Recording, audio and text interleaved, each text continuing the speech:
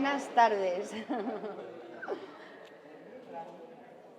Estamos un día más aquí en la caseta del casino, que hace un momento le estaba contando a nuestro conferenciante, a nuestro autor, a Miguel Ángel Ordóñez, que no conocía la trayectoria, que esta caseta tiene mucho sabor y mucha historia en Marbella. Es decir, las famosas fiestas que se hacían de la época dorada, mira, Orosi por aquí corrobora que es así, porque se ha leído toda la historia de Marbella, no por otra cosa. Y venías a las fiestas, ¿no? Y la habéis vivido, pues tanto Jaime de Mora como el príncipe Alfonso hacían Lola Flores, es verdad, se hacía aquí en la caseta del casino. Y el día que hablamos con Javier para hacer aquí nuestros encuentros, pues hablaron de hacerlo dentro del casino y tal. Y yo dije, mira, cuando yo llegué a Marbella a vivir, era un placer estar aquí dentro de la caseta, que se hacían muchos actos culturales. Y mira por dónde dicen, la hemos abierto para que se celebren encuentros, la hemos rescatado. Por eso siempre damos las gracias al casino por haber rescatado este bastión de la cultura también, ¿no? Y mil gracias, como siempre, a vosotros y a nuestro autor, que hoy estamos ante una obra que no va a dejar indiferente a nadie. Yo creo que Miguel Ángel Ordóñez la ha hecho adrede para hacernos reflexionar un tanto sobre este afán de mucha gente que se dedica a coleccionar, no sabemos si por fetichismo, si por posesión, si por manías. Cachito, cachito, cachito mío, las partes y otros pedazos de personajes de la historia. Es uno de sus últimos libros, que vosotros habéis seguido con anterioridad, los que había realizado. Sabéis que Miguel Ángel es premio Ortega y Gasset, que había realizado antes dos libros muy importantes aquí en Marbella, como es el del caso Malaya, cuando los elefantes asolaron Marbella. Y luego a posteriori fue el de Julián Muñoz. Escribió con Julián Muñoz un libro como biográfico. Pero esta vez ha tenido que hacer un trabajo, de verdad, yo como periodista, un glosario que ha tenido que consultar fuentes históricas, pues casi 100 libros. Han sido unas cuantas. Ahora no lo contará. Para poder glosar de esta manera, ¿a quién se le ocurre robar el cerebro de Stein, por ejemplo? O el pene de Rasputín, o los dedos de Beethoven. Juana la Loca quiso cuando enterró al marido, desenterrarlo para quedárselo. Todas esas anécdotas que todos dirían son de una serie de Netflix, de estas de asesinos en serie. No, son pura historia. Y él ha estado diciendo, esto se va a publicar, y aquí tenemos hoy el libro. Miguel Ángel, mil gracias por estar hoy con nosotros. No, muchísimas gracias a ti. Muchas gracias a ti y sobre todo a los asistentes. Gracias por estar aquí. Famosos despedazados. ¿Cómo se te ocurrió escribir un libro sobre los distintos miembros que han ido robando a personajes de la historia? Bueno, a mí fundamentalmente siempre me ha encantado la historia, y la divulgación histórica, y sobre todo me ha gustado también lo que es la intrahistoria en el sentido más... Oh, perdón.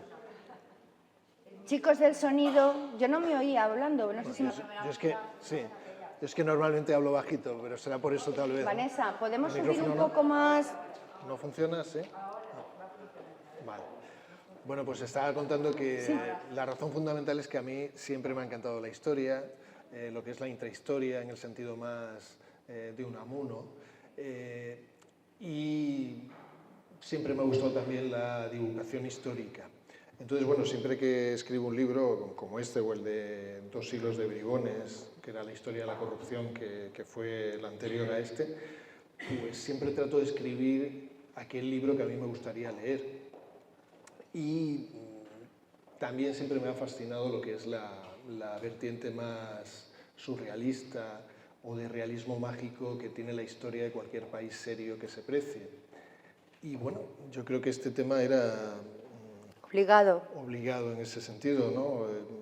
Lo que he querido ha sido recopilar pedazos de personajes de la historia, muchos de ellos que están conservados en colecciones privadas y en museos de todo el mundo, como puede ser el cráneo de Descartes en el Museo del Hombre de París, o el pene de Rasputín, que está en un museo de San Petersburgo, y en fin, ahí hay de todo. Iremos, ¿no?, destripándolo capítulo a capítulo.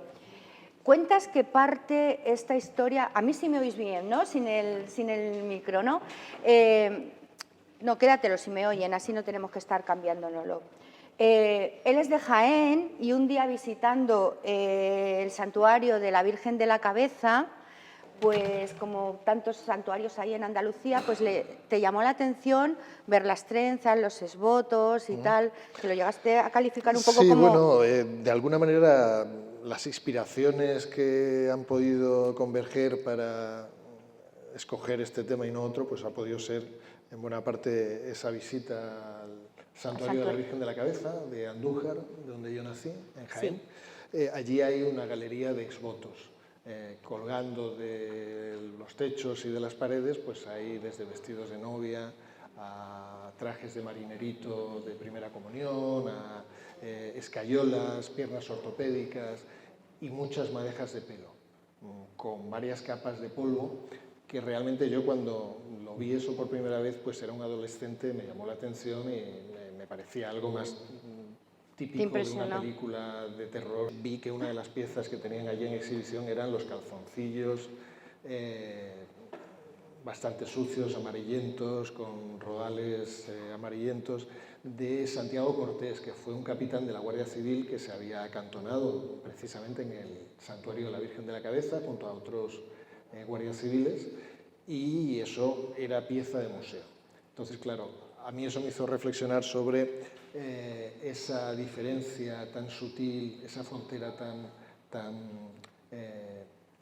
sutil entre lo que hacía una pieza que fuese de museo o que sencillamente causase repelús, como era el caso de la ropa interior de esta señora, ¿no?, de esta vecina. Entonces, bueno, cuando estaba dándole vueltas a esto hace unos cuantos años, pues coincidió que en una visita a la Polaca, aquí en Marbella, el bueno de Francis Guzmán, que si lo conocéis sabéis sí, lo gracioso que es, pues nos contó a un grupete su última experiencia que había tenido ese mismo fin de semana. Había acompañado a un amigo suyo peluquero a un pueblo de Málaga. Este amigo peluquero estaba especializado en cuidar las cabelleras de los santos, las vírgenes y los cristos, de donde lo llaman, aquí, fundamentalmente aquí en Andalucía, ¿no? Y bueno, nos contó una historia graciosísima, que era de... habían ido a arreglarle el pelo a un Cristo, que lo estaba estrenando ese pelo, porque había sido la donación del heavy del pueblo, que también daba la coincidencia que era el yonki del pueblo. Había hecho la promesa de que él regalaría, donaría al Cristo lo que él más quería, que era su pelo, si salía de las drogas, ¿no? Entonces, bueno, todas estas cosas convergieron de alguna manera y me hicieron, pues bueno, pues decir, ¿por qué no? Vamos a intentar hacer una recopilación de piezas y un poco vamos a buscar el lado de las reliquias paganas, ¿no? No hace falta ser santo para que la gente quiera tener un pedacito de muchos personajes de la historia en su casa o en museos, ¿no? Claro, es que casi el libro parece las tapas como si fuera un relicario en el fondo, ¿no? Con todo lo que lleva dentro.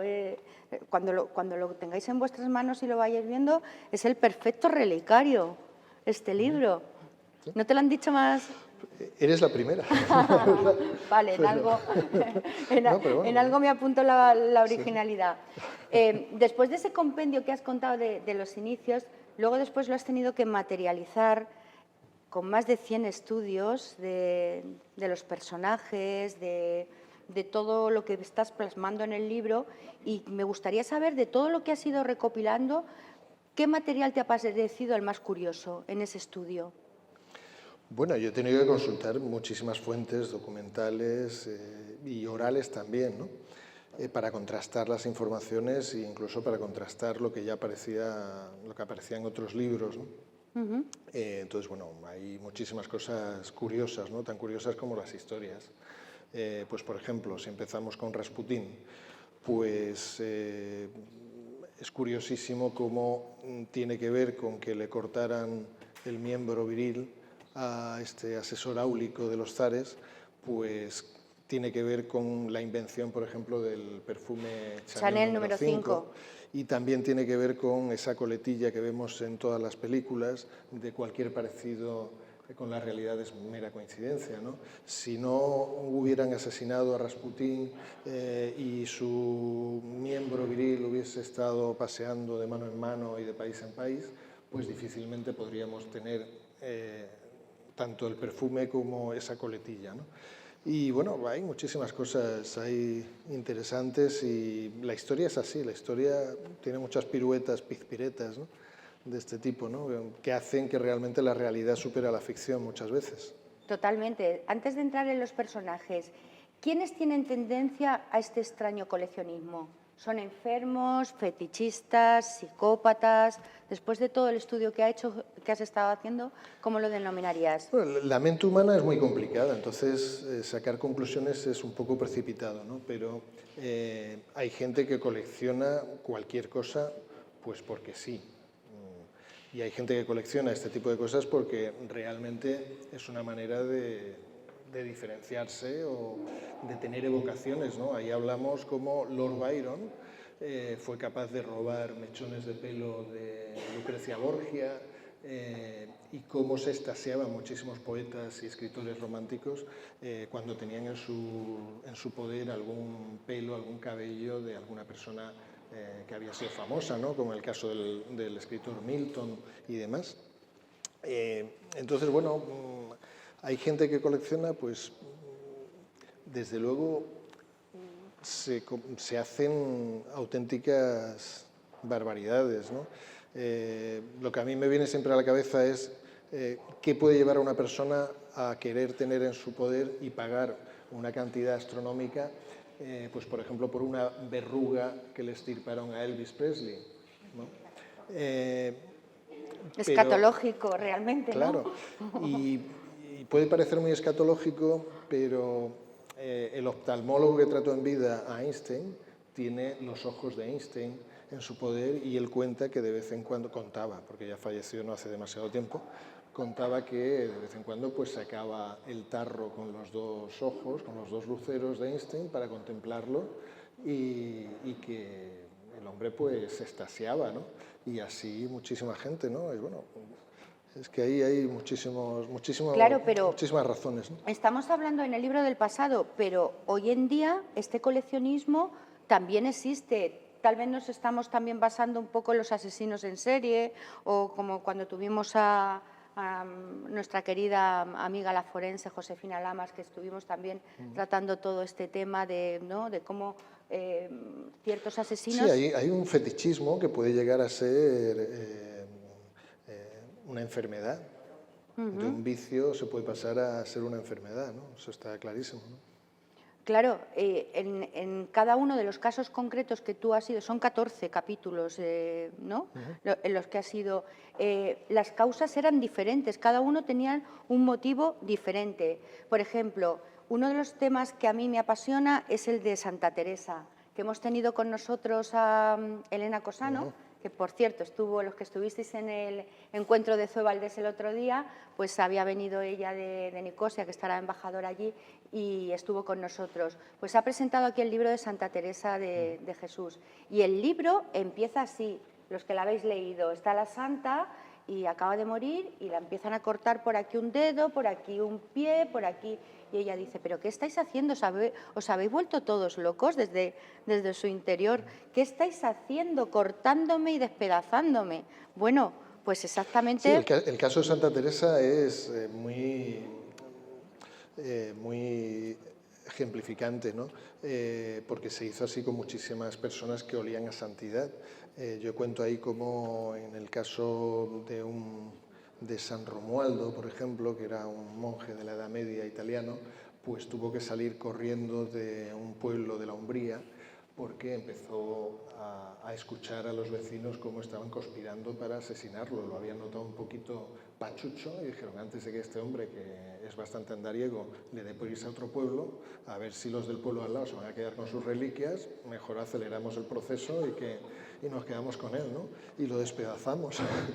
Entonces, el hermoso tuvo que salir corriendo. Con Santa Teresa la despiezan de tal manera que ni siquiera sirvieron las amenazas de los papas para que no siguieran despiezándola, ¿no? Porque empezaban con la mano, luego el brazo, luego un trocito del brazo, luego su querido amigo Jerónimo Gracián de San Juan de Dios, que hay por ahí una novela de Fernando Delgado que trata de que la amistad que tuvieron la santa y ese monje pues no fueron realmente solo platónicas, ¿no?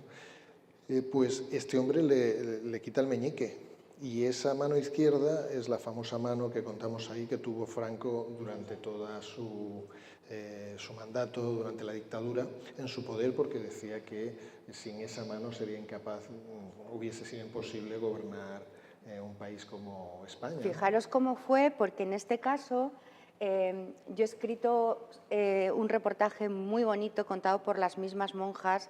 La mano de Santa Teresa está en el convento de Ronda y fui en 2 días para hacer este reportaje. Y me contaban ellas cómo se estuvo reclamando en el momento que se lo lleva Franco, el obispado estuvo reclamando durante mucho tiempo esa reliquia que tenía que volver a su capilla original, que es la de Ronda.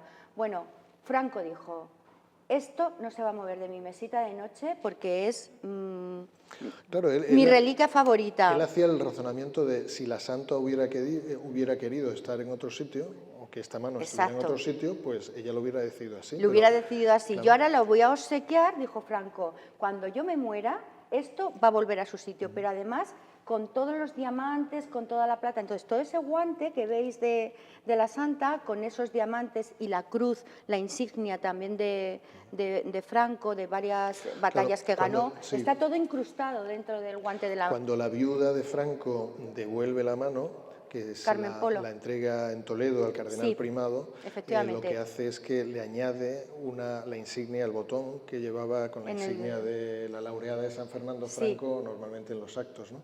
Pues esa es la que le engastan al guante, al relicario de plata de la santa. Claro, y luego yo tuve la mano para hacerle las fotografías y tal, el guante, pero claro, ves lo de dentro y es como, da realmente cosita, ¿no? Porque es como un hueso ahí metido dentro y tal, y tú no te puedes imaginarte, da cosita realmente. Yo, como dicen que es la mano milagrosa de Santa Teresa, pues yo dije, mira, aprovecho ya que la tengo y me la voy a dar por todo el cuerpo, que me cure si tengo algo, ¿no? Pero fíjate hasta dónde puede llegar la mente, ¿no?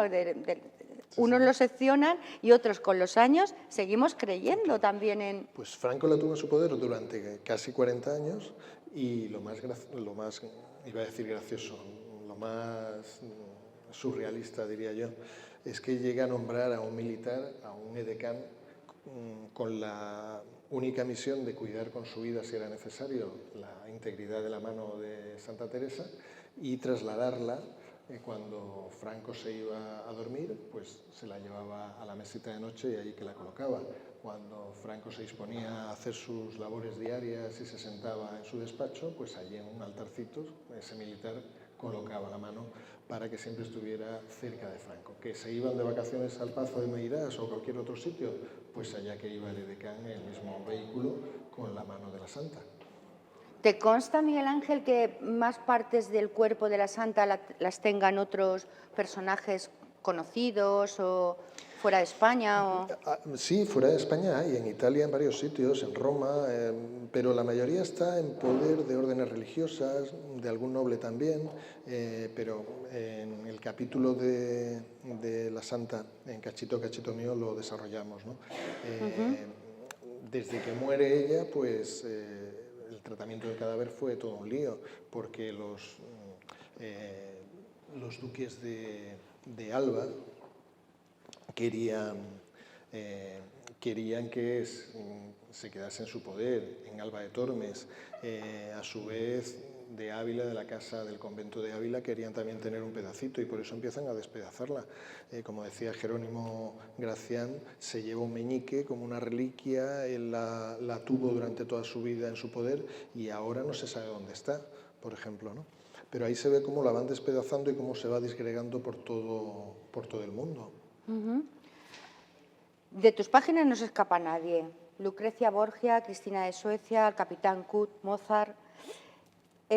¿Suele ocurrir esta serie de disecciones con personajes famosos o los anónimos también cuentan? Bueno, anónimos. Con los anónimos, pues no sabría decirte, pero hay gente para todo, seguro, ¿no? Yo sí que sé de un famoso presentador de televisión que murió hace 4 o 5 años, que quería iniciar en su familia una tradición. Él robó del féretro de su padre un dedo y lo metió en un collar y le había dado las instrucciones a su hijo de que hiciera lo mismo con él, que le cortasen un dedo cuando muriese para unirlo a ese collar. Hay gente para todo. Bueno, sí, las joyas funerarias también cada vez están más de moda, ya hay líneas de joyería. Por ejemplo, bueno, sí, la madre de David Delfí me contaba el otro día que lleva aquí como una especie de, como de anforita, muy mona, igual que llevamos nosotros y aquí dentro lleva las cenizas de David. Eso siempre se llamó guardapelo. ¿Guardapelo se llama? Eso siempre se ha llamado guardapelo, precisamente porque cuando se usa más es sobre todo en el siglo XIX, un poquito antes también, desde el siglo XVII hay artesanía funeraria de este tipo, ¿no? Pero el guardapelo también era no ya con gente fallecida, sino también con amantes. Sí, era una costumbre muy romántica. Como parte del compromiso en una pareja, pues se intercambiaban mechones de pelo y entonces pues uno lo llevaba ahí al lado en el guardapelo, que lo abría y de un lado estaba el retrato del amado o amada y en el huequecito pues iba el pelo, ¿no? Y sí que hay toda una tradición de artesanía funeraria, sobre todo la eclosión se da cuando muere la reina Victoria de Inglaterra y pues hay muchísimas piezas por ahí de ese tipo, desde collares a pulseras de pelo, con madejas de pelo, a anillos, a todo tipo. Y hay incluso también cuadros confeccionados en el siglo XIX, como cuenta Galdós en su novela La de Bringas. Y esos cuadros se elaboraban pelo a pelo, se cogían pues coletas, por ejemplo, de una fallecida y con esas coletas pues se hacían distintos motivos florales, desde palmeritas a cualquier otra cosa, ¿no? Hay un museo en Madrid, en la calle San Mateo, que es el Museo del Romanticismo, donde hay más de un ejemplo de esta artesanía fúnebre. Dentro de los personajes que tocas, el de Juana la Loca es un tema también muy bonito. Todos sabemos su locura de amor por Felipe el Hermoso y cómo llegó esa locura hasta el final de querer secuestrar el cuerpo de su amado. Es una pena que con Juana de Castilla hay una tergiversación histórica bastante grande, ¿no? Primero por ser mujer, pero también porque hubo una leyenda ahí romántica y, en fin, está todo tergiversado. Y sí que es cierto que en torno al cadáver de Felipe el Hermoso, pues también se creó esa leyenda de que ella estaba loca de amor y que por eso se aferraba al cuerpo de su amado y no lo quería enterrar por nada del mundo y por eso dio tantas vueltas por ahí, ¿no? Bueno, la verdad es que hay ahí una serie de documentos históricos que muestran que ella tenía un temor de que secuestrasen el cadáver, porque los flamencos cuando muere Felipe el Hermoso se quedan en el aire. Tenía mucha rencilla los caballeros castellanos con ellos y muchos de ellos arramblaron con todo lo que pudieron y salieron huyendo de España y otros planean secuestrar el cuerpo para pedir un rescate. porque estaban necesitados de dinero. Habían tenido que invertir mucho dinero y no era bastante el negocio que habían hecho.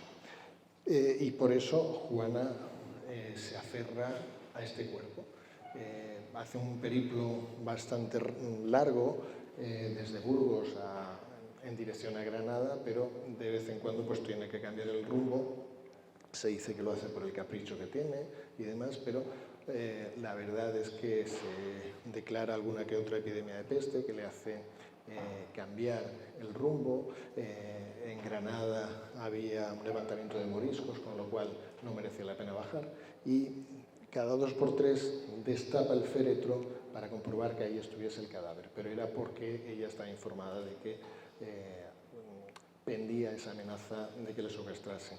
Y de hecho, lo que sí que le quitan a Felipe el Hermoso es el corazón, que ese es el núcleo del capítulo que le dedicamos a Juana la Loca y Felipe el Hermoso. Y el corazón se lo llevaron a Flandes a las espaldas de Juana la Loca. Sí, es increíble. Decimos, tiene sentido los despieces que se hacen a los santos en un momento dado por el tema también de los poderes milagrosos, como reliquia y tal, pero, por ejemplo, cercenar un cadáver como el de Lord Byron, ¿qué sentido tenía? Bueno, en el caso de Lord Byron fue por el proceso de embalsamamiento. Él muere en Grecia participando en la guerra contra los invasores turcos. Y entonces pues tiene que preparar el cadáver para trasladarlo a Inglaterra. Entonces lo que solían hacer por entonces era que todas las vísceras las quitaban de en medio, las tiraban a la basura y en este caso lo meten en un barril bastante grande de licor para conservarlo. Y entre la casquería que le quitan, pues había algo que iban a tirar a la basura.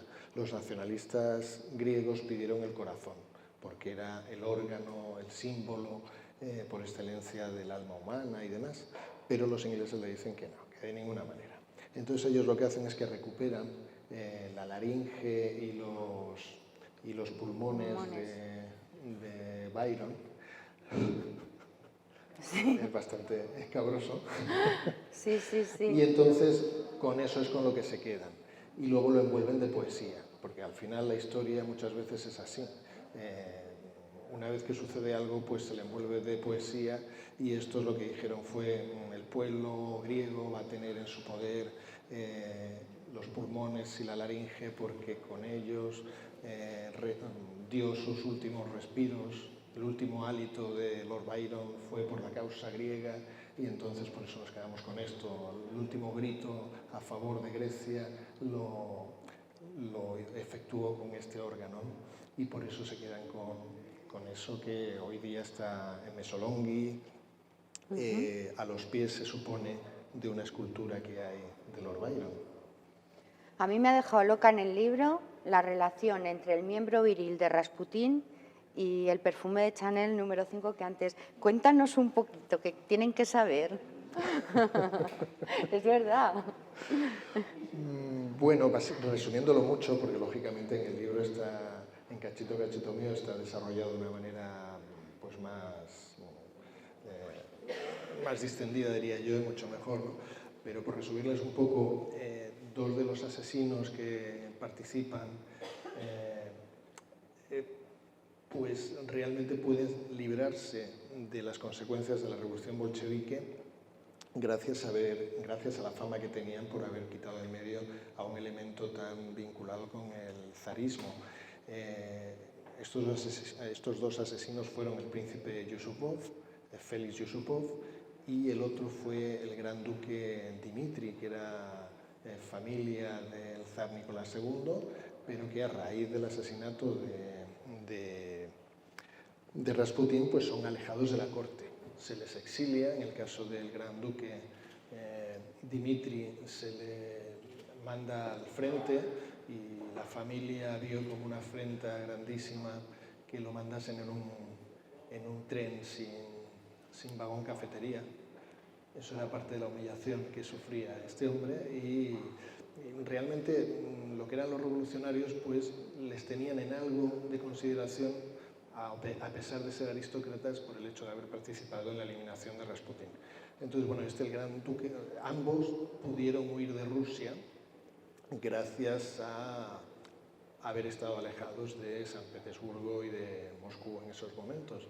Y por eso pues llegan al exilio a Francia. En el caso del gran duque Dmitri, pues lo que hizo desde entonces fue vivir un poquito de las rentas que tenía, que eran pocas porque no pudo sacar toda la fortuna de Rusia. Y este hombre pues se convirtió en un gigoló, en un playboy de la época, por quien suspiraban muchísimas acaudaladas mujeres europeas.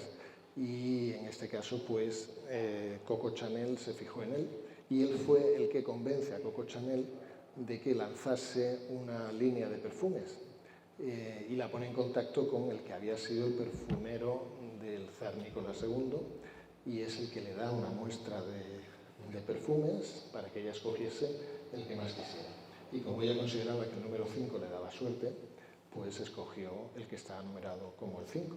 Y ese es el origen, así de manera resumida, de Chanel número 5. Ajá. Es que todo va concatenado, todo está conectado, ¿no? Otra de las partes del cuerpo fetiche fueron los pechos, como los de la Bella Otero, ¿no? Que tocas también en tu libro, que fueron la inspiración para las torres del Hotel Carlton en Cannes, ¿no? Efectivamente. Carolina Otero era conocida también como la sirena de los suicidios y bueno, era básicamente una cortesana de la época, muy famosa en todo el mundo. Por ella bebieron los aires, pues bebieron los vientos, todo lo más granado de la Europa y de América de aquellos tiempos. Y bueno, Julio Romero de Torres, por ejemplo, la pintó, igual que sirvió de inspiración para escritores y también para algún arquitecto, desatinado absolutamente con ella. Y en el caso del arquitecto del Hotel Carlton, que es famoso, entre otras cosas, porque aparece en la película Atrapa a un ladrón, las cúpulas, él dijo que se había inspirado en los pechos de la Bella Otero, unos pechos, por cierto, que conocían todos los aristócratas de Europa, entre ellos un jovencísimo Alfonso XIII. ¿Pero qué tenían esos pechos que no tuvieran los de las demás? Bueno, me imagino... ¿No? En público no lo solía mostrar. Estaban muy vistos, pero siempre en privado. Claro. Fue amante de Nicolás II, de Alberto de Mónaco, el abuelo del actual Alberto de Mónaco, y de muchísimos otros aristócratas. Y bueno, sus biógrafos dicen que tenía una forma especial, que es la misma forma que aparece en esas cúpulas del Hotel Carlton. Has hablado antes de Romero de Torres, que era un fetichista del cabello y sus seguidores le regalaban pelo, pero hasta le regalaron un cojín de pelo. ¿Lo utilizaba? Sí, claro, y aparece en varios de sus cuadros. De hecho, en Cachito, Cachito mío viene una ilustración con uno de los cuadros en los que aparece la modelo sentada en este cojín del que hablo. Él tiene en torno a él una fama de que era fetichista, de que coleccionaba no ya cabello en general, sino vello púbico, siguiendo una costumbre que tenían otros muchos aristócratas de la época, algunos muy conocidos aquí en Marbella, como Ricardo Soriano, ¿no? Era coleccionista también de vello púbico. Era una costumbre que tenía varios siglos de antigüedad, a los aristócratas les daba por eso. Y a este hombre le dijeron mataperros y realmente lo que había en el cojín no era vello púbico, sino que eran trenzas, cabello de unas admiradoras, supuestamente todo parece indicar que eran las admiradoras de una exposición que se organiza en Bilbao, pues aprovechan la presencia del pintor cordobés para entregarle este cojín relleno con las trenzas, con los cabellos de todas estas admiradoras.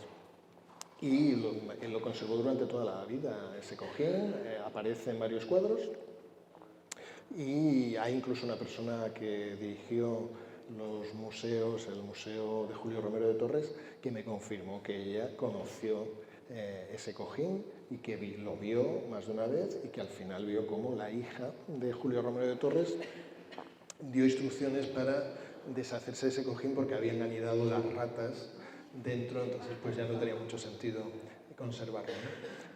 Pero bueno, esa costumbre fetichista por el vello púbico, que me imagino que ya hablaremos de Ricardo Soriano y demás, sí, pues llegó al culmen en el siglo XVII con un rey inglés, Carlos II de Estuardo, que llega a confeccionar una peluca. Él era muy aficionado a las pelucas, pero este hombre tuvo una peluca confeccionada con los vellos púbicos de sus amantes. Claro, es que el tema del pelo es recurrente en los capítulos de tu libro. El mismo Byron, una novia suya de las que tuvo, una sevillana, le regaló una trenza. ¿Qué hizo con la trenza? Una sevillana de nombre Josefa Beltrán, del barrio de Santa Cruz, aprovechando una visita que hace aquí a España, una visita fugaz. En Sevilla estuvo 3 o 4 días, aprovechó también, pasó por Cádiz, estuvo en Los Toros, en fin, hizo un recorrido bastante interesante y además con el peligro de que España entonces estaba en guerra contra los invasores franceses, ¿no? Pues el caso es que Josefa Beltrán fue una de sus amantes y ella, pues en un gesto de amor, pues se corta una trenza y se la entrega a Lord Byron. Esa trenza hoy día se sigue conservando, está en los archivos de la editorial Murray, con la que él publicó durante toda su vida. Y cuando ha hablado de lo de Ricardo Soriano, recopila historias sobre el vello púbico, pero una de las que más mola del libro es la de el Marqués de Leguineche, parafraseando en La Escopeta Nacional, que está inspirado en Ricardo Soriano, que era uno de los coleccionistas de vello púbico top. Claro, quien hace del Marqués de Leguineche, que era Luis Escobar, Marqués de las Marismas del Guadalquivir, que era un asiduo aquí a Marbella también, y uno de sus amigos pues era precisamente Ricardo Soriano, el Marqués de Iban-Rey. Berlanga cuenta que el personaje del Marqués de Leguineche y concretamente la escena de la colección de frasquitos con vello púbico, pues era lo que estaba basado en la realidad. De todo lo que cuenta en la película, él decía que eso era de lo más cierto, ¿no? Y él decía que se había inspirado en un aristócrata, pero que tenía casa en Valencia, con lo cual yo... Para despistar. Yo creo que no era realmente Ricardo Soriano, pero Ricardo Soriano tenía su propia colección, que luego parece ser que... Esto cuando... Igual que en la Inglaterra, cuando llega la reina Victoria, pues hay una oleada de puritanismo y todas las familias se apresuran a destruir cualquier vestigio que mostrase que sus antecesores habían sido un poquito guarretes. Pues aquí en España pasó lo mismo una vez que termina la Guerra Civil y yo dudo mucho que hoy día se conserve la colección de vellos púbicos del Marqués de Iban-Rey, de Ricardo Soriano. Sí, porque aquí en Marbella en ningún museo le guardan eso ni nada, ¿no? No, normalmente eran colecciones privadas. Cualquiera sabe. A lo mejor, no sé, claro. Podrían hacer una colección de estas que son itinerantes y traer... Ciertamente hay museos donde se tienen muchos vestigios de este tipo y donde se tienen también vello púbico. Otro gran coleccionista de vello púbico fue Francisco de Miranda, el prócer venezolano. Y hay museos donde sí que se tiene constancia de algo de lo que él atesoró en su vida, porque se decía que tenía como 3.500 frasquitos. En una época más actual, Sumer coleccionaba cabellos de personas muertas, cantidad. Sí. Claro, pero si sigue perpetuándose la historia. Lo que pasa que antes yo creo que había como peluqueros para esto, ¿no? porque ahora lo que hacen es que van directamente, se hacen la cera y ya está. No hay tanto, no es el... Antes había como otro ritual, ¿no? Ahora tú llegas y hasta los señores ya se hacen en sus partes públicas las ceras, los láser, yo qué sé. Antes también se hacían esas cosas, ¿eh? Sí, ¿no? Sí, la depilación, en fin, yo no soy un experto, pero la depilación es algo de larga data, ¿no? Pero no veo ningún depilado en tu libro, Miguel Ángel, eran todos como más en esa onda ritualista, ¿no? También, eso haciendo un inciso, que también te quedas un poco de piedra y dices, sí, esto es el amor, lo que hizo la viuda del poeta Shelley con su corazón. Sí, el corazón de Shelley, de Percy Shelley. Sí, Mary Shelley, igual que otros muchos escritores de la época, pues eran muy fetichistas. Ellos también les gustaba mucho, por ejemplo, visitar lugares donde habían estado sus admirados escritores ya fallecidos, ¿no? Ellos lo disfrutían mucho, era un tema de vocación más que otra cosa, ¿no? Entonces, se extasiaban, como decía antes, cuando tomaban un mechón de pelo o cualquier otra cosa, ¿no? Y era muy de coleccionar desde cráneos a cualquier cosa, cualquier pedazo de personaje famoso o personaje histórico, ¿no? En el caso de Shelley, que muere de una manera muy desagradable, ahogado, cuando rescatan lo que quedaba de su cuerpo, en unas circunstancias que ya verán en el libro, tampoco voy yo a hacérselo tan desagradable así, pues deciden hacerle un funeral como a un dios griego en medio de la playa, en una hoguera, y cuando está en medio del proceso de cremación, pues de pronto salta, ven que se abre el cuerpo y que salta algo de ahí del cuerpo y alguien pues se apresuró a cogerlo. Dicen que era el corazón. Hay algún experto que dice que más bien era el hígado o una parte del hígado, ¿no? El caso es que uno de los amigos del escritor Shelley se adueñó de ese corazón durante un tiempo, la viuda lo reclamaba, la viuda lo quería tal y cual, y al final se lo entregó. Y cuando fallece Mary Shelley, pues descubren que entre sus pertenencias en la mesita de noche pues había algo envuelto en unas hojas de un poemario, y ese algo era el famoso corazón de su marido, ¿no? Hoy día reposa en la misma tumba que Mary Shelley, la autora de Frankenstein, hecho el monstruo hecho a remiendos, ¿no? A pedacitos, cachito, cachito, ¿no? Cachito, cachito mío. Y hablando de corazones, en el capítulo 4 hablas del corazón que hizo perder la cabeza a Descartes. Esa es una historia bastante surrealista y graciosa a la vez. Descartes termina sus días en la corte de Cristina de Suecia, la llamada Minerva del Norte, porque le dio por reunir a los mayores pensadores de la época en su corte, desde filósofos a matemáticos a cualquier otra cosa, ¿no? El por qué esta mujer tuvo tanta afición por la cultura, por lo intelectual, la filosofía en general, pues tiene mucho que ver con un trauma infantil que tuvo. A su querida madre no se le ocurrió otra cosa cuando muere su padre, y ella era muy niña, pues le hacía dormir todos los días al lado del cadáver de su padre, en una habitación forrada de terciopelo negro donde no pasaba nada de luz, pues cada noche tenía que besar las mejillas del cadáver del padre, y así estuvieron una temporada muy larga. Entonces ella cuenta que se refugió en la cultura para no tener que soportar ni a su madre ni a su padre fallecido, ¿no? Tanto fue así la cosa que cuando por fin la corte, el gobierno obliga a la reina madre a que entierre y dé un funeral digno al rey fallecido, pues ella se queda con el corazón. Y el corazón lo colocó en el cabecero de la cama. Entonces, Cristina de Suecia seguía queriendo escapar de ese ambiente y de su madre, y por eso se refugia en la cultura.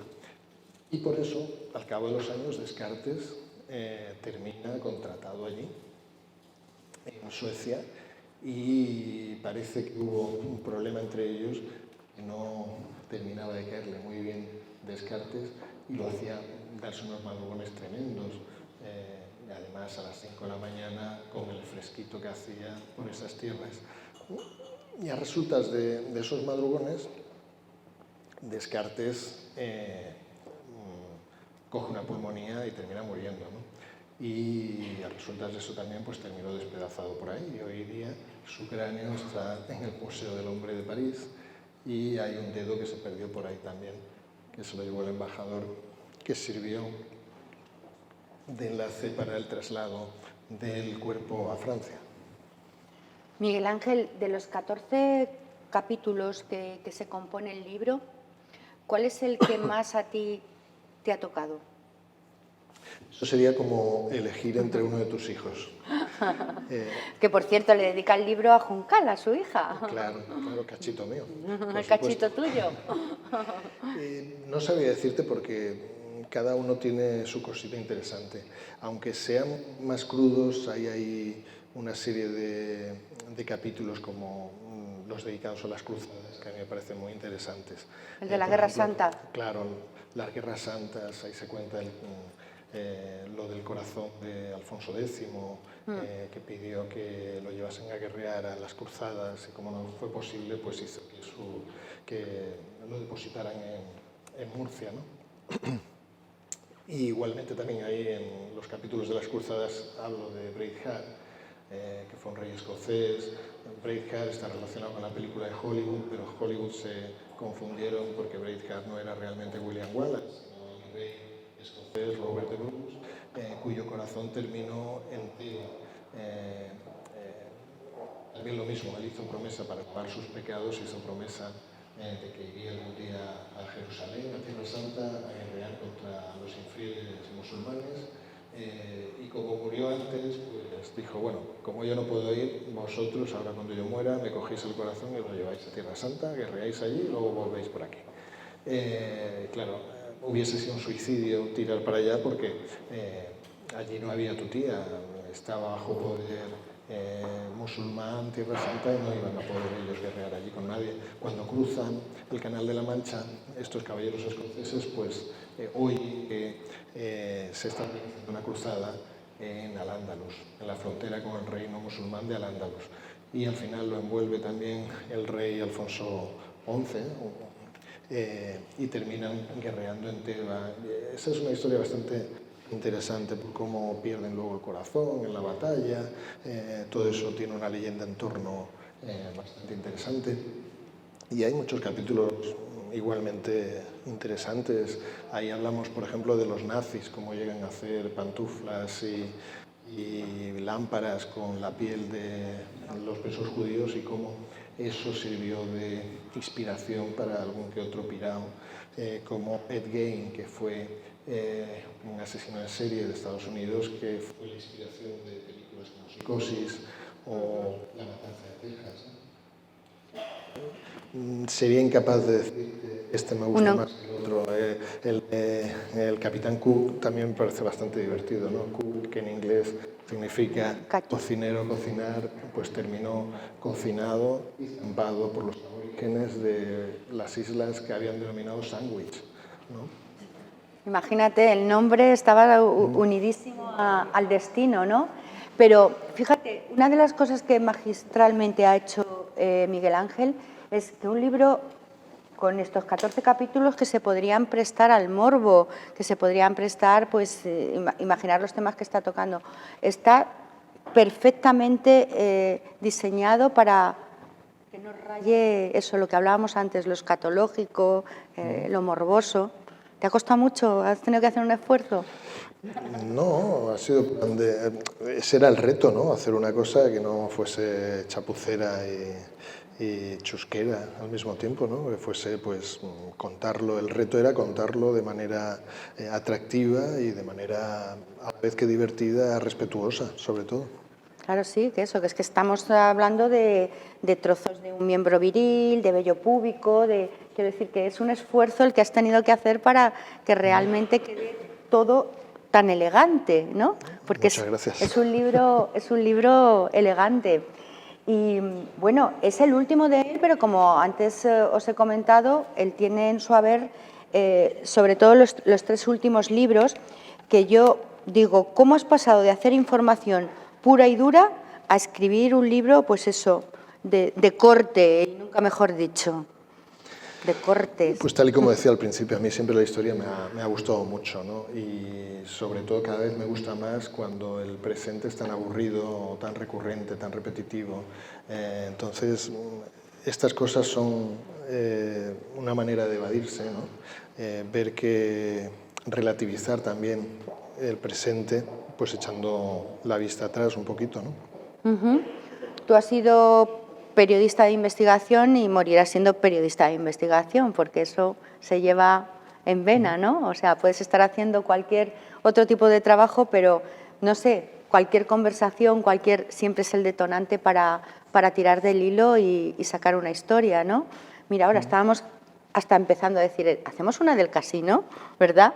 Ahí arriba, bueno, pues en uno de los últimos libros que escribiste es el de Julián Muñoz, La cruda verdad, que se llama. Cuéntanos un poco cómo fue la experiencia. Es su libro y tú le ayudaste a escribirlo. Realmente a mí lo que hace la editorial es contratarme para darle forma a una serie de conversaciones con Julián Muñoz, que por entonces estaba retirado en una finca en Jimena de la Frontera. Yo había tenido con él muy poquito trato. Había coincidido con él un par de veces en algún juicio que le habían seguido y la editorial pues pensó en mí, me avisaron, oye, ¿te interesa hacer esto? En aquel momento no tenía otra cosa mejor que hacer y lo hice, ¿no? Entonces, bueno, fue divertido el poder estar con Julián y llevar a buen puerto al final un libro que no resultaba tan fácil de hacer, ¿no? Porque bueno, fundamentalmente porque él entonces estaba a la espera de la sentencia del caso Malaya y estaba bastante descentrado, estaba muy disperso y demás, ¿no? Entonces eso de alguna manera dificultó el tema, ¿no? ¿Y el libro se vendió, lo compró la gente? Tengo entendido que sí. O sea, fueron buenas las ventas, ¿no? Sí, creo que sí. El libro, es que yo el libro de Julián no lo he leído, ¿no? Por eso te estoy preguntando. No, básicamente en ese libro lo que hace él es dar su versión, contar algunos detalles de lo que fue pues toda su vida en el ayuntamiento, antes del ayuntamiento, cómo llega al ayuntamiento, cómo termina siendo concejal primero de fiestas y luego alcalde. Y en fin, pues sí que cuenta ahí bastantes anécdotas de todos sus derroteros, ¿no? También de los sentimentales, lógicamente. También se toca el tema de, sí, de Isabel Pantoja. Todo lo que él quiso contar. ¿Y como personaje a ti qué te parece? Bueno, pues es un personaje que ya ha pasado a mejor vida pública, ¿no? Por así decirlo, ¿no? Bueno, sí, sigue siendo todavía centro de atención para algunos programas y demás, pero... No sé realmente, yo creo que su tiempo ya pasó, ¿no? Y él es totalmente consciente de eso, ¿no? Claro, es que es difícil ahora analizar algo que ocurrió hace unos años sin el contexto de aquellos años, ¿no? Y estando aquí en Marbella, yo creo que todos sabemos un poquito de lo que estoy hablando, ¿no? En fin, no sé. Tú conociste muy bien las tripas de este ayuntamiento porque estuviste de jefe de prensa también en una temporada y tal, y has podido también con ese pozo de información el poder después escribir... No, pero fíjate que yo con Julián Muñoz, en esos 2 años y medio que yo fui jefe de prensa del ayuntamiento con el equipo de Marisol Yagüe, yo a Julián no lo traté. Yo en algún pleno lo vi de lejos, pero nunca lo traté. Ya te digo que yo cuando lo conozco es poco antes de lanzarme a escribir ese libro de encargo de la editorial, que coincidí con él un par de veces en los juzgados. Y estaba ya bastante acabado, ¿no? Por así decirlo. Y el libro de Los elefantes asolaron Marbella, top, fue durante un tiempo venta número 1 y, bueno, es uno de los mejores libros de Malaya que yo he leído. Muchas gracias. Sí que es cierto, ¿no? ¿Te pusiste manos a la obra porque no había ningún libro escrito hasta entonces de la Operación Malaya o porque realmente querías dar otro perfil? No, era dar, bueno, dar otro perfil depende, ¿no? La versión que se dio en esos días de furia y de ruido pues fue un poquito tendenciosa, ¿no? Luego el tiempo fue aplacándolo todo y no digo que yo lo que escribiese pusiese las cosas más en su lugar, que creo que sí, ¿no? Posteriormente otros autores han enfriado bastante las cosas, ¿no? Y la versión que ellos han dado posteriormente pues ha sido más cercana a la realidad que esa visión de los primeros días, ¿no? Acordaos que aquí se había hecho lo peor de lo peor, ¿no? Incluso personajes como el expresidente o el expresidente autonómico y exministro Jaume Matas, cuando empezaron a destapar escándalos de corrupción allí en Mallorca, no se le ocurrió otra cosa que decir, aquí es que sé que la gente que esto es como en Marbella, esto no es Marbella. Por supuesto que no, era infinitamente peor, ¿no? Y tantísimos otros casos. Bueno, claro, pero fuimos el primer municipio de España que por corrupción se disuelve el ayuntamiento y tiene que poner una gestora. Fuimos un poco el modelo, ¿no? El único caso, desde el año 34 no se había hecho eso. Esta fue la primera y última vez, sí. Que fue así. Tuvimos en uno de nuestros encuentros al juez Godino, que dio una entrevista aquí en público para el foro de encuentros. Muy buena gente. Muy buen juez, disfrutamos, ¿verdad? Muchos de los presentes estuvisteis y nos aclaró, pues bueno, muchos puntos de ese juicio. Que están ya todos los malayos en la calle, ¿no? Ten en cuenta que las detenciones fueron en 2006. Si no estuvieran en la calle sería como para preocuparse, ¿no? Creo yo. Sí, las detenciones en el 2006, pero hasta que se juzga y con los recursos y tal, han estado saliendo recursos hasta ahora. Date cuenta que las sentencias tampoco fueron tan elevadas. Y Godino te daría las claves de por qué no eran tan elevadas, ¿no? Claro, pero la gran pregunta, y se la hacía al juez y ahora te lo hago a ti, que también has sido... Mira, hoy, por ejemplo, conocemos la sentencia de un asesino, quien asesinó al hombre de los tirantes, sí. Con la bandera de España, que le han caído 5 años. Imagínate. Pongamos todo en contexto. Si unas penas son elevadas o no lo son, ¿en comparación con qué? Miguel Ángel, ¿por qué en ese juicio no estuvieron todos los que eran? Porque las cabezas principales se han quedado sin pasar por el banquillo. ¿Y tú? ¿No lo crees también así? Yo no lo sé, pero tal vez será una cuestión del sistema. Porque se ha protegido a unos y otros... O tal vez sea cuestión de que hay mucha leyenda en torno a eso, ¿no?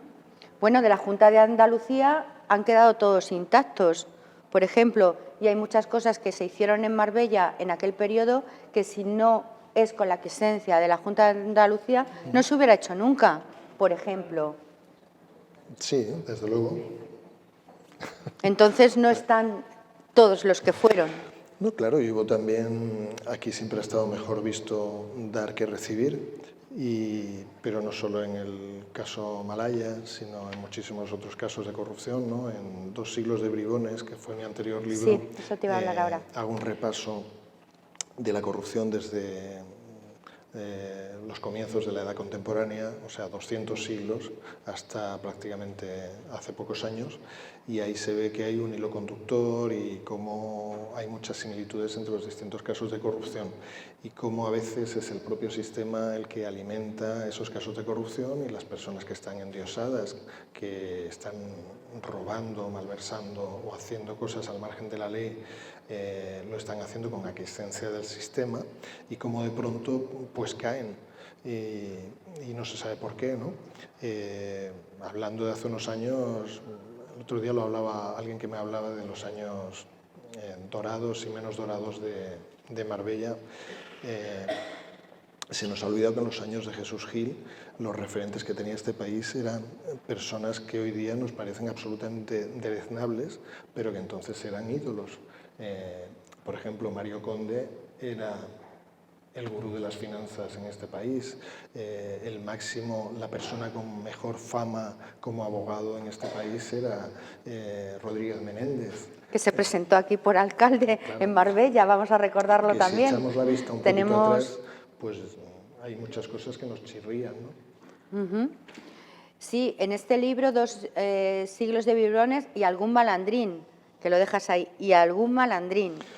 Bueno, lógicamente el título, la editorial quiso jugar con lo que eran los escándalos que estaban en ese momento más en boga, que era el desprestigio de la Casa Real y la fama que tenían los Borbones, los últimos Borbones, y también Urdangarín estaba por entonces a punto de salir, bueno, se estaba celebrando el juicio entonces. A punto de entrar en prisión. No, todavía no se había celebrado el juicio. Todos sabíamos que íbamos a ir que iba a ir a prisión, ¿no? Porque todos queríamos que fuera a prisión, ¿no? Parece, ¿no? Entonces, el título fue un poco por eso. ¿Queda este país para esa picaresca? O sea, ¿es desde el Lazarillo de Tormes? Pero, Amparo, yo escribo estos libros para desconectarme de esas cosas, para desintoxicarme de esas cosas, y todavía me estás haciendo aquí una serie de... Te estoy retrotrayendo al pasado, ¿eh? Sí, pues, todos tenemos un pasado. No, como cuento en el prólogo de 2 siglos de Bribones, este país no es ni mejor ni peor que cualquier país del entorno. Lo que sí que tenemos los españoles, los latinos en general, es que nos creemos los mejores en todo, incluso cuando somos los peores. Y entonces tenemos la sensación de que no hay nadie más bueno que nosotros y no hay nadie más malo que nosotros, ¿no? Eso es algo muy latino. Pero bueno, ni somos tanto ni tampoco, ¿no? Somos muy parecidos a la humanidad y a los vicios que tiene el ser humano y a las virtudes también, ¿no? Igual que a otra gente que no le da por robar, pues le da por coleccionar cachitos de personajes de la historia, ¿no? Pero más eso, más apasionados porque somos latinos y en comparación, bueno, pues a... Bueno, los alemanes, es que si vamos a estereotipos, los alemanes se ven personajes muy fríos, pero allí se engendró el romanticismo, ¿no? Por ejemplo. O sea que para estereotipos también podemos decir que aquí en Andalucía es el sitio donde menos llueve y sin embargo tenemos ahí Grazalema, que es el punto de España donde pluviométrico más llueve, más... ¿no? Entonces, a mí es que no me gustan los estereotipos ni los prejuicios, ¿no? Tenemos aquí que quieren hacerte preguntas. Claro, por supuesto. ¿Tenéis el micro por ahí para los... Vanessa, ¿estás por ahí? Si no, bueno, pues os levantáis, si no, y lo hacéis. Es que, Vanessa, cariño, el micro para... Ah. Linda, coge el micro y le preguntas en alto, ¿vale? Para que te oiga todo el mundo, que te van a dar el micrófono, ¿vale? Fenomenal. Y no olvidéis, no os vayáis nadie, que cuando terminemos el encuentro pasamos dentro del casino al restaurante, ¿eh? No os escapéis. ¿Sabes qué es? ¿Esto sigue sin funcionar? Sí, no, se oye fenomenal. Yo digo, como te gusta toda esta clase de temáticas, ahora podrías dedicarte al tema de vudú, que también tiene mucho que ver con lo que a ti te gusta. ¿No? El vudú. Amigo, ahí tienes para tallarte en España. La verdad es que nunca me ha dado por el vudú. Viví durante un tiempo en Haití. Y sí que me interesó el tema como un elemento folclórico y en Santo Domingo también estuve durante una temporada, pero no me ha dado, por ahora no me ha dado por escribir de esas cosas. Las meigas tampoco, ¿no? Lo del macho cabrío en Galicia y todo eso te ha dado todavía. No, yo no soy un experto en esas cosas, ¿no? Sin duda alguna sí que es muy interesante. Sí, funciona. Manuel, lo de Eva Perón, díselo a Miguel Ángel, te dan el micro por ahí. ¿No puedes? Porque estás con la cámara ahora. Lo del tema del cuerpo de Eva Perón. Bueno, sí, el cuerpo de Eva Perón es muy interesante, los derroteros que siguió, igual que claro. Juan Domingo Perón también profanaron su tumba y le cortaron las manos. Del cuerpo de Evita Perón, la verdad es que se podrían escribir varios libros y de hecho se han escrito ya. Tampoco soy un especialista en eso. Hablando de cuerpos exhumados. Los detalles de su vida, pero no de su muerte. Hablando de cuerpos exhumados, que lo último que decían ahora era que el cuerpo del generalísimo seguía en el Valle de los Caídos, que fue todo un paripé. ¿De eso qué opinas? Pues armar todo lo que se ha armado para hacerlo como un paripé, me parece, en fin, no sé yo. Que se quedó allí, que estaba metido y que no se ha tocado a nadie, pero todo el mundo se ha quedado. También hay gente, Jesús Gil sigue vivo y que se llevó a Imperioso y que está, yo me imagino que bastante lejos, porque para que se haya mantenido callado durante tantos años, tela. Sí, sí. Pero bueno, hablando de profanaciones, allí muy cerquita del Valle de los Caídos está el Escorial y allí tienen fuera de la tumba de Carlos V un dedo que alguien le robó durante una de las revoluciones, la gloriosa del 68, de 1868. Y es un ejemplo más de profanación, o en este caso una profanación, no una exhumación, ¿no? Y esa historia también aparece en Cachito, Cachito mío y es pintoresca. Orosi, ¿alguna preguntita? ¿Alguna curiosidad? Yo quisiera saber, El micro, te lo dan. Ay, soy buena, esta es Carmen, ¿eh? Yo soy Ya, Carmen. ya sé que es Carmen Piedra. Carmen Piedra. Encantada, estoy entusiasmada. Voy a comprar algunos libros de este y los anteriores. Porque yo no te he conocido a ti en la época de Marisol Sí, Yagüe. hemos coincidido ahí. Pues hemos coincidido. Alguna ocasión estuvimos pues por allí, entonces- sí. Porque yo llevaba protocolo y prensa. Entonces Pues alguna entonces vez nos seguro tocó. que sí. Pues entonces seguro que sí. Yo, lo que me llama la atención de descubrir esto, que me parece curiosísimo, ¿cómo conservaban, por ejemplo, un corazón o un pene o unos pulmones? Porque cuando un pulmón ya no tiene aire, se convierte en algo muy efímero. ¿Cómo conservaban en aquellos momentos esas piezas que quitaban a los cuerpos para poderlas tener cerca? Sobre todo cuando todavía no se había inventado el formol. El formol. Pues de distintas maneras. Desde, igual que se hace ahora en el ambiente taurino a la hora de conservar una oreja de un toro en salmuera, en licor. Hay cuento como algunas veces el método de conservación fallaba. Es el caso del emperador Barbarroja, un Hofstaufen, que participa en una de las cruzadas, de las míticas cruzadas, ¿no? Este fue, pues, junto a Saladino y Ricardo Corazón de León y otros muchos, pues, de las figuras más emblemáticas. Este hombre muere cruzando un río que tampoco tenía mucho caudal, pero muere porque el peso de la armadura se lo llevó al fondo de ese río, en el que haría pie sin lugar a dudas, pero bueno, luego entonces el hijo, para conservarlo y llevarlo a otra ciudad más grande y darle cristiana sepultura, pues lo que hace es meterlo en vinagre. Y al poco tiempo pues se dio cuenta de que el vinagre no estaba causando un efecto muy bueno y eso cada vez más se parecía a los boquerones en vinagre. Y entonces usaron lo que entonces hacían normalmente en las cruzadas, que era descarnar el cuerpo, por un lado, los cocían, descarnaban el cuerpo, le quitaban toda la molla, la carne iba a una sepultura lo más cercana posible y lo que se llevaba, lo que trasladaban de un sitio a otro, eran los huesos. Estamos hablando de la Edad Media. Luego con los corazones y con otras cosas lo que hacen es disecarlo con distintos líquidos que tenían entonces, pero sobre todo con mucha sal. Me he quedado impresionada. Totalmente. Claro, aquí contamos también cómo se pierde el cerebro de Whitman, del poeta americano, cómo se pierde porque había un auxiliar de laboratorio muy patoso y de pronto pues se le olvidó cerrar adecuadamente el tarro donde había metido el cerebro en formol, que entonces ya estaba inventado, y al cabo del tiempo pues ahí olía mal, que claro, se había evaporado todo el formol y entonces pues se echó a perder la mente prodigiosa de Walt Whitman, ¿no? Yo pensé que el Chanel 5 lo había creado para evitar el olor.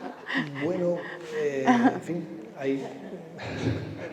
si se refiere al olor del miembro de Rasputín, quienes lo vieron por entonces en un altarcito que tenían exiliados rusos en un apartamento de París, y allí se reunían a rezar porque todavía lo consideraban una divinidad, pues ahí estaba muy, muy disecado y ya no olía siquiera. El que hoy día se muestra en el museo erótico este que hay en San Petersburgo está mucho más rozagante y tiene más vida. Dicen que de alguna manera lo rehidrataron y está conservado en un tarro bastante grande también, porque eran 28 centímetros y medio. ¿Cuánto? 28 y medio, en estado de reposo, lógicamente. Muerto. En estado de reposo. Y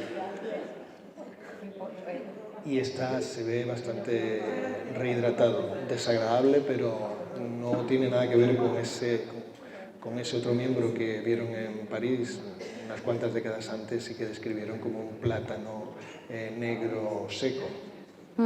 Así lo describían. Ahí cuento varias teorías que hay al respecto. Hay quien cuenta que hubo varios intentos de fraude, incluso usando un pepino de mar.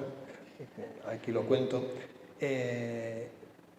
Hay expertos que se fijan en que le falta alguna verruga que se había descrito en vida del pope Rasputín, y que, en fin, ahí desarrollamos las distintas teorías que hay al respecto. Hay quien considera que no es el original, ¿no? Que su dueño, porque algún dueño sí que tuvo, pero que su dueño no era Rasputín.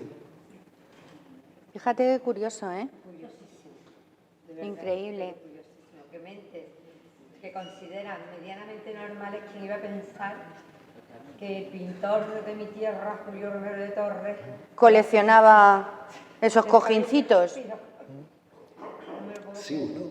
Y Julio Romero de Torres también tenía otras aficiones, igual que Valle Inclán, por el opio y por el hachís. En esa época era muy, muy normal, muy común. Bueno, también estaban todos medio locos.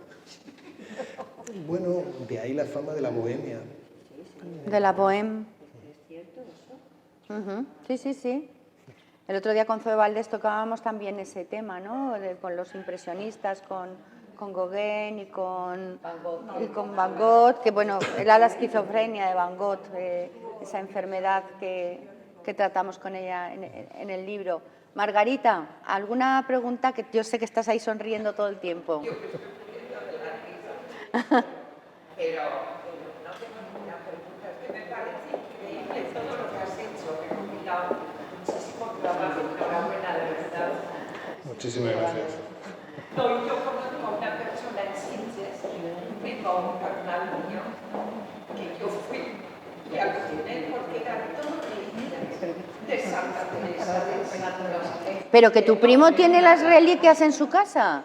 Pero reliquias todo macabro y encima tiene, pues si lo sabe alguien que por aquí, porque era un restaurado muy bueno. Sí.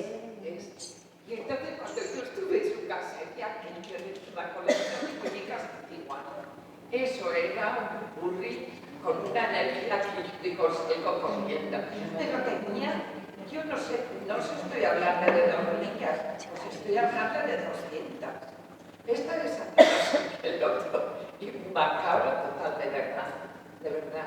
No sé si tendría algún órgano por ahí especial, escondida, pero yo quedé alucinada ese día. Oye, ¿y ombligos? No hemos hablado de ningún ombligo. Bueno, hay un capítulo que se dedica a la piel, porque hubo toda una tradición, por ejemplo, por encuadernar libros con piel humana. Y sí que había algunas encuadernaciones, sobre todo de literatura erótica, que buscaba no solo ombligos, sino también aureolas de pechos, para que quedase en lugares estratégicos de la portada, de la cubierta del libro, ¿no? Hubo también una costumbre, sobre todo empezó en Inglaterra, de condenar a los profanadores de tumbas, a quienes robaban cadáveres para diseccionar en las escuelas de medicina, pues junto a la condena a muerte se añadía que con su piel se forraría el expediente judicial y a la vez que su cadáver nunca reposaría en una tumba, ¿no? Sino que iría su esqueleto y el resto de partes del cadáver a usos más útiles, ¿no? Ahí vemos como hay incluso tabaqueras que se llegan a hacer con la piel de algunos de estos convictos condenados a muerte. Todavía se conservan libros forrados con sus pieles y, en fin, hay de todo. Pues si tenéis alguna pregunta más que hacer, aunque hemos tocado, pues eso. A ver. He recordado una experiencia en Alba de Tormes con el corazón de Santa Teresa. Tiene el corazón y tiene también el brazo izquierdo, lo que le falta a la mano que tuvo Franco. En aquel tiempo íbamos a una excursión con niños cantones, una escolanía de voces blancas. Y entonces, os lo cuento, no sé cómo pasó lo divino a lo humano, ¿no? Pero fue increíble, porque así como toda la energía negativa que yo vi en este lugar, sentí en este lugar que os digo de Sitges, en Alba, llegamos y el prior nos dijo, Allá hay dedos. cuando la santa da un regalito, eran 60 niños, y bueno, se pusieron a cantar uno de los poemas de Santa Teresa, y aquello se invadió de olor a rosas. Todo el mundo nos quedamos tan alucinados que era imposible comprar, de verdad. Entonces yo me acerqué al corazón de Teresa de Jesús y yo lo que moví, todos los chicos alucinados. Luego vino una excursión de americanos, de universitarios, y estaba todo el mundo. Lo que quería yo decir es el cambio de estar en la casa de Sitges con una energía horrorosa, sí. O sea, atacado total, a la energía que había allí con el corazón, ¿no? De la santa. Os lo digo como una experiencia, a lo mejor no viene tan a cuento, estaba como un corcho en una pequeña vitrina. Una sí, ampolla yo lo he de visto. cristal, ¿verdad? Y bueno, yo os digo esa experiencia que realmente a mí no se me olvidará en la vida y siempre tuve amor a la santa y desde aquello mucho más. Más todavía. Gracias por tu aportación.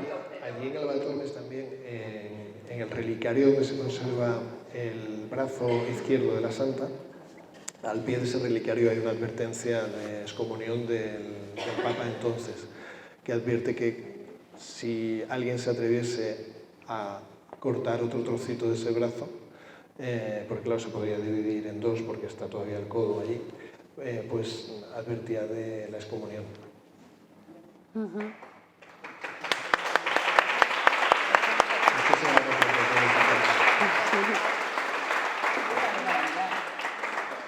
Pues si ya no tenéis más preguntas, ahí tenéis el libro de Miguel Ángel, que os lo va a firmar a todos los que lo queráis comprar antes de que nos tomemos este vinito dentro del casino, y anunciaros que el día 5 vuelve Javier Sádava a Encuentros para hablarnos de la vida buena, y el día 12 lo tendremos en Trapiche Guadaiza a Chencho Arias, que os sé que os gusta tanto, que ya vino hace un año con su libro anterior y ahora vuelve con su pajarita a deleitarnos de nuevo. Así que muchas gracias por haber estado una tarde más en Encuentros, Miguel Ángel. Ha sido un placer tenerte. Gracias. Y nos has hecho un poco más sabios en esta tarde. Muchas gracias. Gracias, muchas gracias.